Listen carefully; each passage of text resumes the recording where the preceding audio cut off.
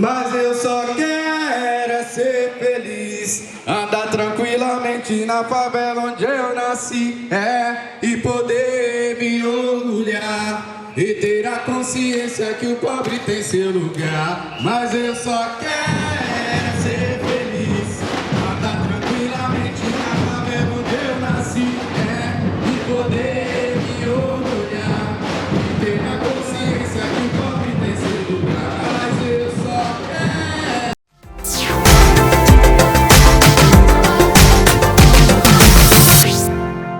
vida da juventude. Então, é um diagnóstico que, por um lado, é um balanço de como a gente não conseguiu dar ainda respostas para isso, por isso também são falas bastante iniciais e introdutórias, mas também responde a um certo processo natural em que esses temas, pela própria lógica materialista que a gente veio afirmando no Levante, essas pautas vão se apresentando e se desenvolvendo na medida em que essas contradições vão surgindo e se apresentando como contradições reais do movimento. Então esse é um esforço coletivo, né? Embora tenha coisas no programa, a gente tenha debatido em 2019, não sei se vocês estavam lá em Salvador, talvez não, porque eu vi que a maioria da juventude desse ano do Levante, mas a gente tem dado passos em relação a isso, mas sintam assim convidados a serem formuladores e pensadores coletivos dessa pauta, porque dá para dizer que dentre as pautas do Levante essa é a mais embrionária e paradoxalmente eu diria que é a mais importante nesse momento histórico que a gente está vivendo, em que o tema do trabalho e da renda para a juventude se coloca como uma questão, inclusive, que dá condições para pensar outras, porque se a gente não tem trabalho e não tem renda, a gente fica impossibilitado, inclusive, de pensar outras dimensões da nossa própria vida, porque se a gente não reproduz materialmente o ser humano, é difícil que a gente consiga, inclusive, pensar, sobrar tempo e condições subjetivas para desenvolver outras pautas. Veja, a própria ideia de juventude e trabalho é uma coisa relativamente nova. Nova, assim, se a gente for pensar num período de longa duração, né? A gente, quando faz análise de conjuntura, em geral, é muito curto-prazista, né? Eu me dei conta disso uma vez que eu fui para Cuba e conversei com um cubano lá, e ele estava falando alguma coisa sobre conjuntura de Cuba, e aí ele foi começar a falar um negócio e foi lá na Revolução Francesa. Eu pensei, nossa, que louco, né? Quem que faz conjuntura e vai lá no século XVIII? E aí eu me dei conta que as nossas avaliações, elas são muito aquentes, assim, às vezes a gente perde algumas coisas de perspectiva. Mas dá pra dizer que então, dentro de um universo de muitos anos, o tema da juventude e trabalho é uma coisa recente. Porque veja, a própria concepção de juventude como um espaço temporal, assim, que a gente recorta, né, numa faixa etária, que inclusive vai se alargando ao longo do tempo, é uma coisa recente. Dá pra dizer que é um pouco do início do século XX. Antes não existia muito juventude.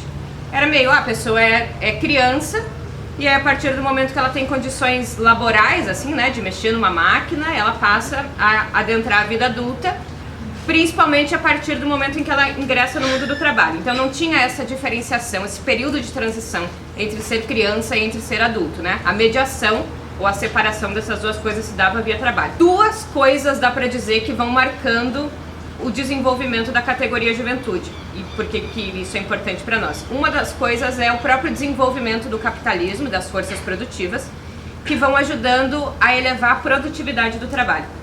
Então, o próprio desenvolvimento das máquinas, elas vão ajudando, por exemplo, a que seja possível construir mais pares de sapato numa mesma jornada de trabalho. Então, antes você produzia um par de sapato em 1 hora de trabalho. Agora você produz, com a ajuda das máquinas, 3 pares de sapato em 1 hora de trabalho. Esse aumento da produtividade vai possibilitando que o capitalismo possa começar a prescindir ou a não precisar tanto da ocupação da totalidade das pessoas, certo? Porque agora ele pode produzir 3 pares de sapatos sem precisar que todo mundo esteja empregado, porque as máquinas ajudam a aumentar a produção de sapato. Concomitantemente a isso, a luta dos trabalhadores, em especial para garantir redução da jornada de trabalho e que os mais velhos e que as crianças pudessem não estar presentes naquele dia a dia, né, trabalhoso e bastante exaustivo das fábricas, possibilitou que um certo grupo pudesse ficar ali num período de transição. Não é mais criança, mas também não está diretamente vinculado à vida laboral do trabalho. Aí vai surgir a juventude. Então a juventude já surge num período de contradição.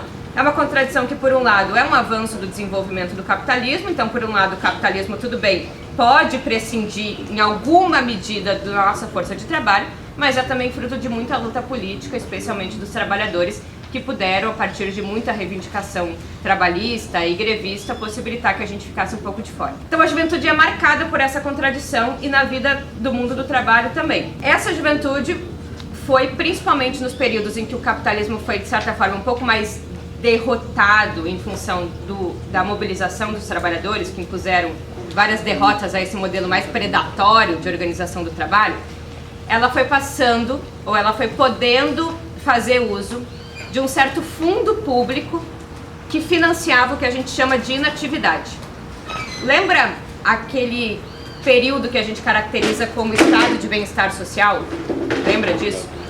Aquele período que, diga-se de passagem, existiu durante um período do capitalismo. Tem uma câmera na minha frente, então vou fingir que não tem. Quer ser feliz, anda tranquilamente na favela onde eu nasci, e poder me orgulhar e ter a consciência que o pobre tem seu lugar, e ter a consciência que o pobre tem seu lugar, e ter a consciência que o pobre